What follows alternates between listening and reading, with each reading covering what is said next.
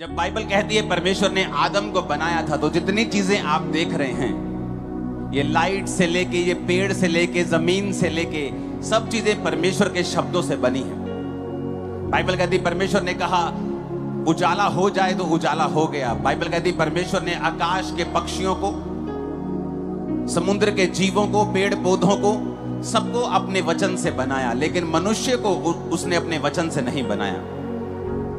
Bible कहती है परमेश्वर ने मनुष्य को जमीन की मिट्टी को गूंथ कर, अपने जीवन के सांस को फूंक कर, परमेश्वर ने उसे अपनी समानता में बनाया। और वचन कहता है कि परमेश्वर ने अपने जीवन के सांस जो थे वो आदम में फूंके थे।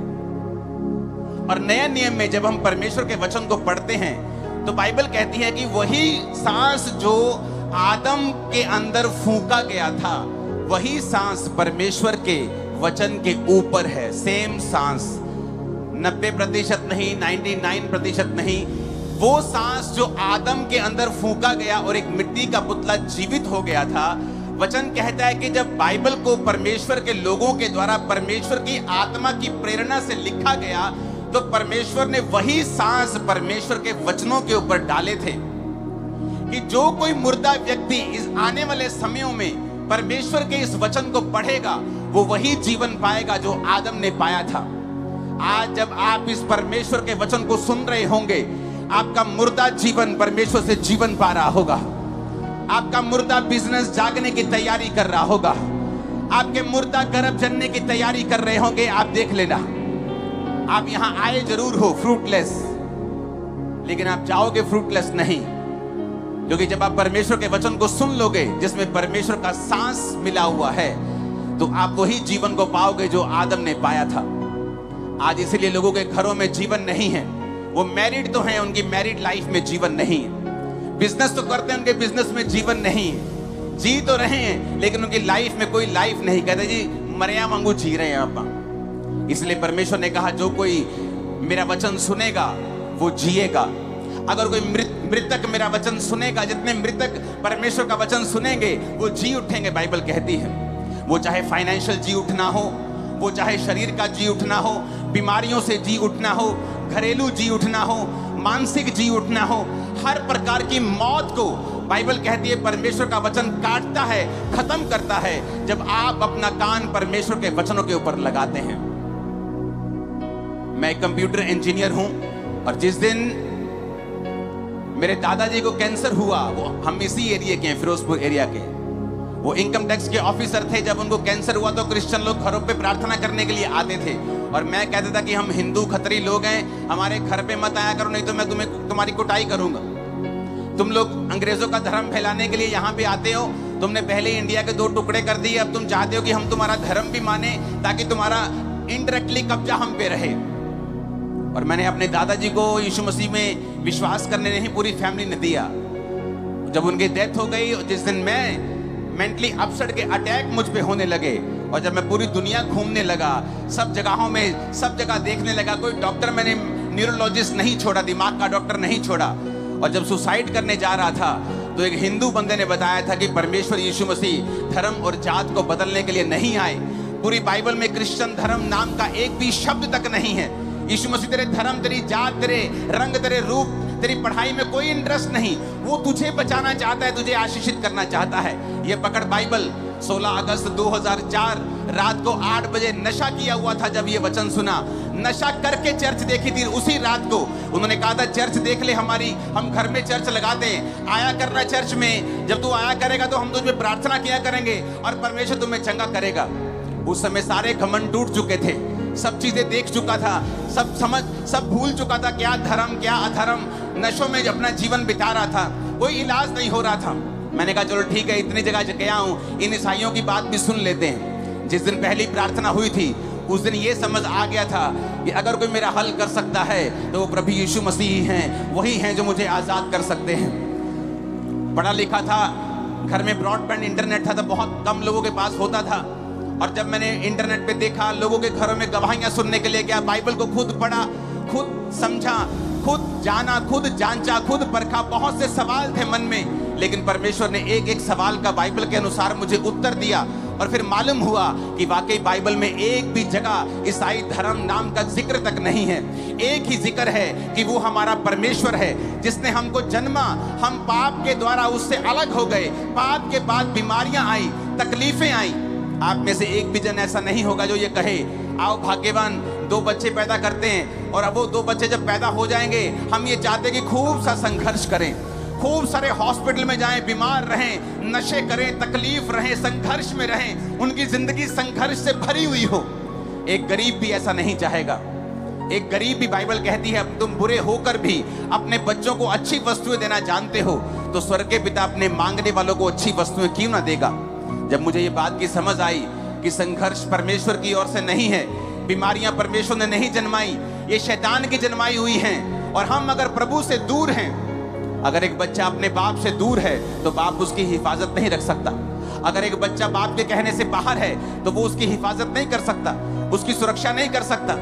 अगर एक बच्चा अपने बाप के कहने में है, उसके घर में रहता है, उसकी बात को सुनता है, तो जब कोई मारने के लिए आता है वो बाप उसका मुंह लाल कर देता है दुश्मन का। मुझे ये बात समझ आई कि वाकई अगर हम नहीं चाहते हमारे बच्चे बीमार हों, अगर हम नहीं चाहते हमारे बच्चे तकलीफ में रहें, तो स्वर्ग के पिता कैसे चाहता होगा, परमेश्वर कैसे चाहता होगा कि हम लोग तकलीफ में रहें। तब मेरे को समझ आई। आप एक जानवर को देखेंगे ना, जब उसके बच्चों के ऊपर आती है वो अपनी जान तक दे देते हैं। कभी कबूतर को देखो, पंछियों को देखो, जब खेतों में वो अंडे देते हैं और ट्रैक्टर चढ़ने वाला होता है अंडों के ऊपर, तो वो अंडों के ऊपर बैठ जाते हैं। आपने ऐसी टी टी टी टी करने वाली एक चिड़िया देखी होगी। जब आप रात को कई बार ग्राउंड में निकलते तो वो ग्राउंड में अंडे देती है। जब ग्राउंड में जाते तो वो शोर मचा देती है। उसकी शोर मचाने से उसको पता है कि उसकी जिंदगी खतरे में आ जाएगी, लेकिन अपने अंडों के कारण, अपने बच्चों के कारण वो अपनी जिंदगी को भी खतरों में लगा के उसे बचाना चाहती है, क्योंकि परमेश्वर ने ये हमारे दिल में डाला है। ये सारी भावनाएं हमें परमेश्वर से मिली हैं, क्योंकि परमेश्वर ने कहा मैंने मनुष्य को अपनी समानता में बनाया है, मैंने मनुष्य को अपने जैसा बनाया है, मैंने मनुष्य को अपने ही तरीके का, अपने ही जैसा, अपने जैसा दिखने वाला मैंने उसे बनाया है। इसीलिए अपने बच्चों को प्रोटेक्शन देना ये आपको परमेश्वर से मिला है।